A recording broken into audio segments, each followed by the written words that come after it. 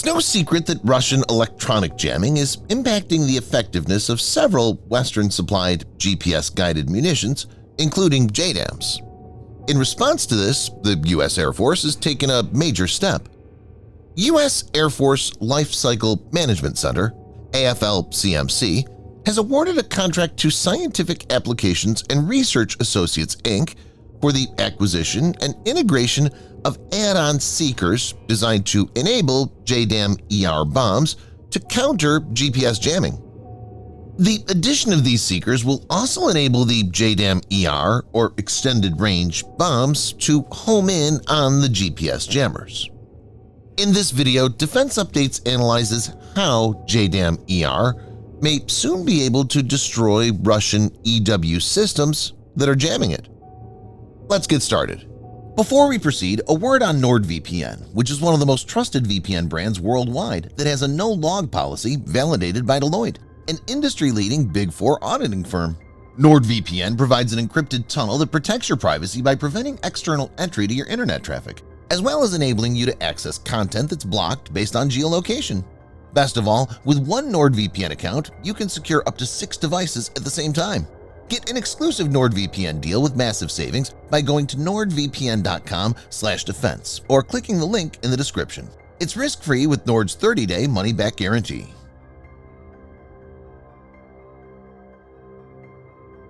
The U.S. Air Force's bombing campaign during the Persian Gulf War's Operation Desert Storm was less effective than initially reported, in part because it had no precision bombs that were accurate in all weather. Laser guidance packages on bombs proved exceptionally accurate in clear conditions, but amid airborne dust, smoke, fog, or cloud cover, they had difficulty maintaining a lock on the laser designation. Research, development, and testing and evaluation (RDT&E) of an adverse weather precision-guided munition began in 1992. Several proposals were considered, including a radical concept that used GPS. At the time, there were few GPS satellites, and the idea of using satellite navigation for real-time weapon guidance was untested and controversial. These obstacles were slowly overcome. The JDAM is essentially a guidance kit that converts unguided bombs, or dumb bombs, into all-weather precision-guided munitions. The key components of the system consist of a tail section with aerodynamic control surfaces, a body straight kit, and a combined inertial guidance system and GPS guidance control unit. Once released from the aircraft, the JDAM autonomously navigates to the designated target coordinates. Target coordinates can be loaded into the aircraft before takeoff, manually altered by the aircrew before weapon release, or automatically entered through target designation with onboard aircraft sensors. The first JDAM kits were delivered in 1997, with operational testing conducted in 1998 and 1999. During testing, over 450 JDAMs were dropped, achieving system reliability in excess of 95%, with a published accuracy under 10 meters or 33 feet CEP. The JDAM's guidance system was jointly developed by the United States Air Force and the United States Navy, hence the joint in JDAM.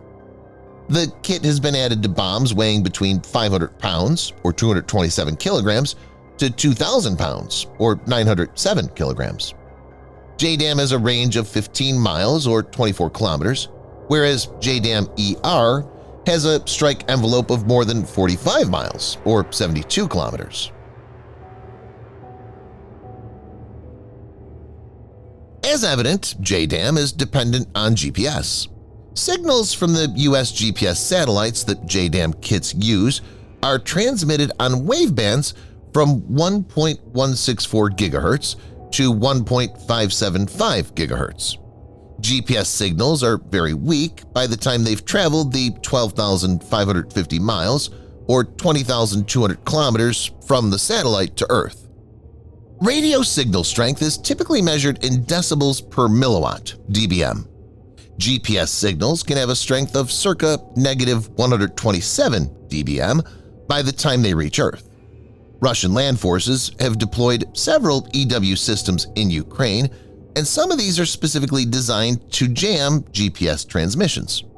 For example, the Russian Army's R-330ZH JDAM system can detect and bombard radio signals across wavebands from 100 MHz to 2 GHz. Some reports suggest that the system can transmit jamming signals with 10 kilowatts of power.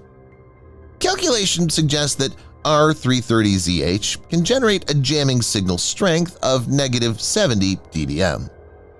JDAM supposedly has a jamming range of up to 30 kilometers or 18.6 miles. While the strength will reduce with distance, even at the maximum distance, the power will be around -126 dBm, which can create interference. At shorter distances, it would be a pretty big hindrance. The United States has made some significant efforts to reduce the threat of jamming to JDAM. In the early 2000s, JDAM was upgraded with a Selective Availability Anti-Spoofing Module, SASSM, which includes encryption of GPS signal.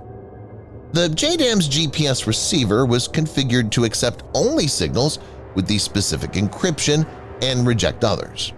However, the sheer strength of a powerful jamming signal can still hinder the JDAM's GNSS Global Navigation Satellite System receiver from acquiring the encrypted signal.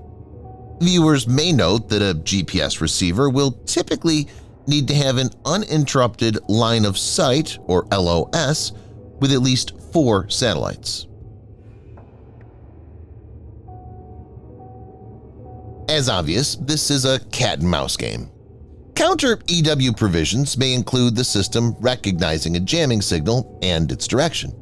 The receiver may then be able to block out signals coming from that direction while continuing to receive signals from other directions. Further, the algorithm could make the bomb home in on the source of the sound. This essentially transforms one of the weapons most affected by this countermeasure into a direct tool for combating it. The effort to upgrade JDAM ER bombs comes after Deputy Secretary of Defense for Acquisition and Sustainment, Bill LaPlante, recently expressed concerns about the performance of U.S. munitions during the conflict in Ukraine. Russian electronic warfare systems have been pinpointed as a major factor in diminishing the efficiency of precision-guided munitions, which includes not only JDAM bombs, but also the Excalibur artillery projectiles. The contract is worth $23.5 million and reflects how concerned the U.S. military is regarding this. Work on the integration of these extended-range seekers will be carried out in Cypress, California, and St. Louis, Missouri, with completion expected by October 1st of 2025. This timeline underscores the urgency with which the U.S. Air Force is confronting the challenges presented by GPS jamming tactics utilized by adversaries. Adaptability and agility are required to counter emerging threats, especially when going against near-peer rivals such as Russia and China. It remains to be seen how things pan out in the coming days. Subscribe for more videos like this. Hit the like button if you find the video interesting, and kindly provide your feedback in the comment section. This will help us improve.